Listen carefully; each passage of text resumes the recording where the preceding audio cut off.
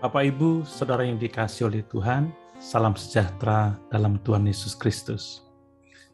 Mari kita merenungkan firman Tuhan dari Kitab Kejadian pasal 12 yang saya beri tema perjalanan hidup umat pilihan Allah. Saya akan membacakan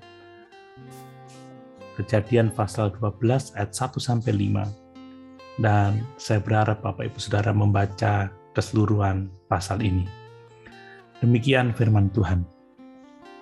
Berfirmanlah Tuhan kepada Abram, "Pergilah dari negerimu dan dari sanak saudaramu dan dari rumah bapamu ini ke negeri yang akan kutunjukkan kepadamu.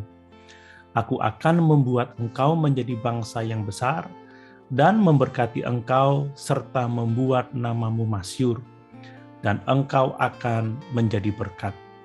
Aku akan memberkati orang-orang yang memberkati engkau dan mengutuk orang-orang yang mengutuk engkau. Dan olehmu semua kaum di muka bumi akan mendapat berkat." Lalu pergilah Abram seperti yang difirmankan Tuhan kepadanya, dan Lot pun ikut bersama-sama dengan dia. Abram berumur 75 tahun ketika ia berangkat dari Haran. Abram membawa Sarai istrinya dan Lot, anak saudaranya, dan segala harta benda yang didapat mereka dan orang-orang yang diperoleh mereka di Haran. Mereka berangkat ke tanah Kanaan, lalu sampai di situ. Bapak, Ibu, Saudara yang dikasihi oleh Tuhan, Kejadian pasal 12 menceritakan panggilan Abraham dan sekaligus perjalanan awalnya sebagai umat pilihan Allah. Sebagaimana kita ketahui bersama bahwa Abraham sungguh beruntung dipilih Allah menjadi milik kesayangannya dengan janji berkat yang sangat luar biasa. Ia akan menjadi bangsa yang besar, diberkati, dan melaluinya semua bangsa akan mendapat berkat. Abraham mendapatkan perlindungan yang sangat luar biasa dari Tuhan dengan memberkati orang-orang yang memberkati ia dan mengutuk mereka yang mengutuknya. Pada renungan ini, saya mengajak kita belajar dari perjalanan Abraham sebagai umat pilihan Allah, sebagai panduan hidup. Mengapa? Sebab kita juga adalah umat pilihan Allah melalui iman kepada Yesus Kristus. Dan kita memiliki janji Allah yang sangat luar biasa. Bagaimana sebenarnya perjalanan Abraham atau umat pilihan Allah tersebut? Pertama-tama perhatikan bahwa perjalanan umat pilihan Allah adalah perjalanan yang dipimpin oleh kehendak Allah. Perjalanan yang dipimpin oleh firman Allah. Abraham memulai sebuah perjalanan karena Allah telah berkenan menyatakan kehendaknya dan janjinya kepada Abraham. Nah, perjalanan yang seperti apa? Perjalanan menuju tanah perjanjian. Ini adalah tujuan, sasaran akhir.